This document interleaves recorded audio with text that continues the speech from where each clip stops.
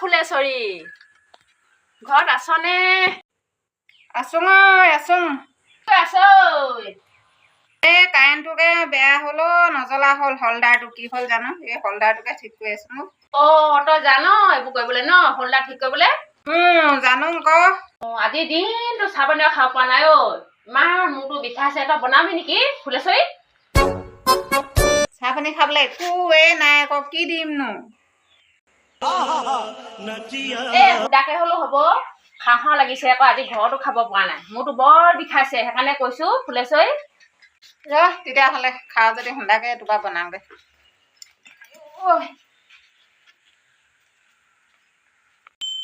वाह क्या सीन है। চাহ পানী খা নকওঁ, এইটো লৈ পঢ়ুৱাই ঠিক আৰু কৰি আছে।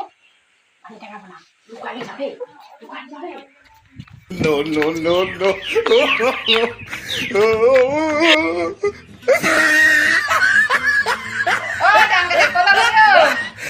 চাহ আনিছিলো।